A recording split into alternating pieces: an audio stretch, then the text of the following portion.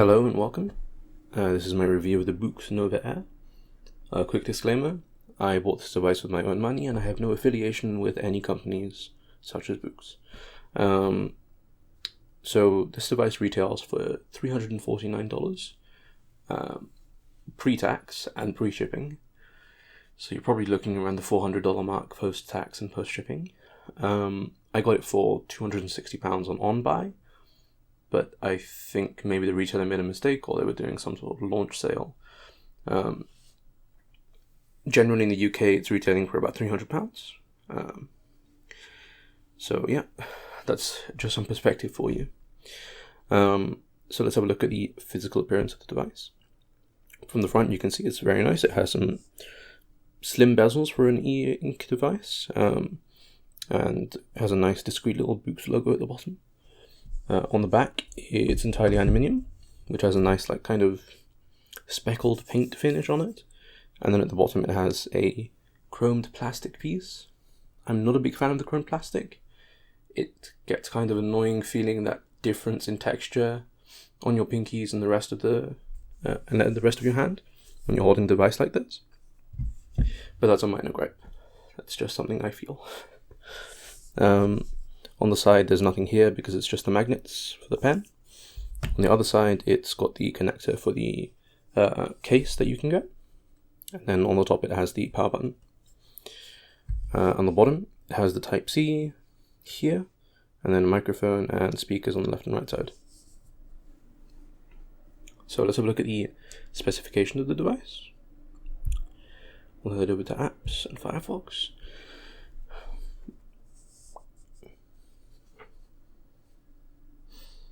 Oh, fantastic. Okay, ignoring that little error there. Let's have a look at the specs. So it's got 7.8 inch e-ink Carta display, 300 pixels per inch with 16 shades of grey. It has a front light as well. So the front light goes very bright and also very dim. If I'm in the dark, I'd probably leave it around that much. I know on camera it doesn't look like much, but it's more than adequate for reading in a pitch black room. And it can either go warm white or cold white, depending on what you want. The cold white gives a better contrast in my experience, but the warm white is obviously a lot more comfortable when you're reading in the dark. So it has an 8-core processor. I mean, sure, I could tell you the name of the processor, but all I have to say is that it doesn't really lag and it does everything that I want it to do. So it's more than adequate for an eink device. 3 gigs of RAM, so you can open a bunch of stuff. Internal storage, it's only 32 gigs, but it's okay since most things that you're going to load onto the device are not big files. I mean, maybe the biggest thing you'll load onto it is an MP3 file for an audiobook, but it's not much. So it's nothing really to worry about. Dual speakers, they're fine, they're adequate for speech, but don't play music on this, I beg you. File support supports everything. It's an Android device. Has Wi-Fi, Bluetooth, and only a 2000 mAh battery. It's 2021 and that's kind of really small. Companies have been able to fit much larger batteries and devices just as thin, but it's the route they chose. And it's running Android 10, and it's only 235 grams, which I can tell you is very, very light. Let's see. That's all for the specs, really. But generally speaking, the hardware has been fantastic. It doesn't really lag, and it runs whatever you want it to do, really. So let's have a look at the pen. So this is the pen that they provide. It's a very, very bright white. It snaps onto the side of the device. Well, it snaps on securely. If you twist it, it will twist and it will go all over the place. So I'm not a big fan of that because they could have used 2 magnets rather than just one. But it is what it is. It's nice. It feels comfortable in the hand to write with. And the nib, I'm not sure whether it can be replaced or not. And I just dropped it. Cut! Okay, and let's resume. I'm way back from my blunder.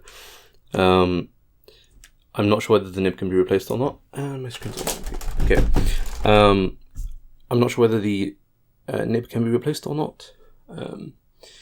There is nothing on Boox's website about it, and they didn't provide any new nibs in the box, unfortunately, which I would have liked to see, but it is what it is. It feels nice in the hand. It's a bit jarring, the colour, but you can live with it. Let's have a look at the writing/drawing experience. I'm only using the default notes app that they provide because it's the easiest thing to do. And I haven't tested compatibility with other apps, but I'm told it's not going to be very good. So you can add templates and stuff. Generally speaking, it's a fully fledged drawing writing experience. Let's go with this one.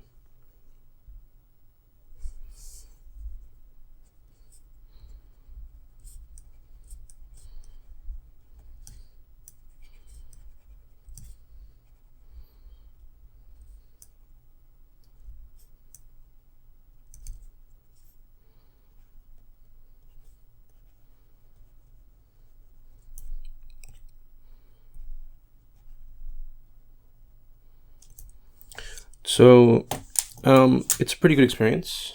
The pen feels a lot like writing pencil on paper, but slightly more glossy. Not too glossy though. It's fine. You wouldn't be upset about it. This is a drawing or a doodle that one of my friends did because they are much more artistically inclined than I am. But as you can see, you can get some really good detail on it, and it's pretty good for doodles or sketches. But if you want to do a final art piece, probably use something bigger. What's next? The reader. I mostly use mine for reading manga and so on. Because otherwise I just continue using my Kindle because, it's fine for reading books. Probably not big enough for PDFs, but this is much better for like images and stuff. So let's have a look at the textbook. The detail is more than adequate. You can see all the diagrams and formulas and so on. Sometimes it doesn't register my left and right clicks, which is strange, but you can live with it. It's not too bad. But as you can see, the detail is more than good enough. The resolution is fantastic. And if you want to read PDFs on it, it's going to be fine, and so are textbooks. When it comes to manga, it's also pretty good. Alright. Apologies if there's anybody here who doesn't like spoilers. But as you can see, the detail is fantastic, and it loads pretty quick. Occasionally I see some ghosting when there's been a really dark line and it transitions to a really light screen. But it's not too bad, and it's not something you really notice when you're reading, only if you're like nitpicking. I've only been using the default reader. There's been a couple glitches with it where parts of it's been cut off, but once I convert it into EPUB, everything's fine. It's not that much of a hassle, so I don't really mind it that much. What else is there? Right, apps, third-party apps. So you can use the Play Store to install basically whatever you'd install on any other Android device. It takes a bit to set up. You have to go through this manual process of submitting your device number to Google, but they make it easy for you in the settings options, so you can figure that out pretty easily. I just installed Firefox, as you can see. But yeah, it's good. You run Play Store on it. You can do whatever you want. The third-party readers work fine. I tried Kindle and Read Era, which both worked well. Webtoon, it works, but it's kind of a pain to scroll through massive pages of Webtoon on a device this size. But yeah, it's pretty good in general. And the battery, that's the biggest con of the whole device. So there's a bunch of power management options. that try to help to account for the fact that the battery is garbage on this thing.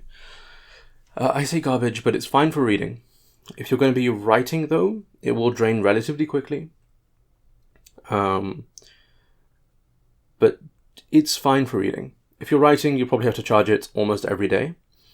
If you're reading, you probably have to charge it once a week. But I feel like they knew that when they put a 2000 milliampere battery in it. They could have gone with a lot bigger, and it would have lasted you much longer. But it's their choice, I guess. Let's see if there's anything left. Alright, it auto powers off after a certain number of hours not being used. I think by default it was 1 hour, maybe less. Either way, I opted to 12 hours because I don't want my device just turning off on me for no reason. The Wi-Fi and Bluetooth are disabled by default. When you turn the device on, you have to manually turn it back on, which is fine because it kind of drains the battery anyway. Anything left to talk about? I don't think so. There's the Boox Nova store, which is just a bunch of copyright-free books from ages ago. So, you know, whatever. If you want some of these, you can get them here. But yeah, generally everything's fine. I think the device is great. I think it's a bit expensive for what it is. Would I recommend buying this over a Nova 3 if it was the same price? Probably not, unless you're like desperate for the form factor. I think the Nova 3 even has a bigger battery. Although I don't have any hands-on experience with the Nova 3, I've only read about it. But either way, it's a bit expensive, but it's good. You unfortunately don't get the reading cover with it. You have to buy that separately. I do own it, and all I can say is it's pretty good for reading. I have a few minor gripes with it, but it's generally okay. I'll post a separate review on that. Yeah, if you have any questions, let me know. Apologies if I didn't cover everything in great amount of details, but I don't have all that much time to make YouTube videos. Thank you for watching, and hopefully I'll see you next time. Bye-bye.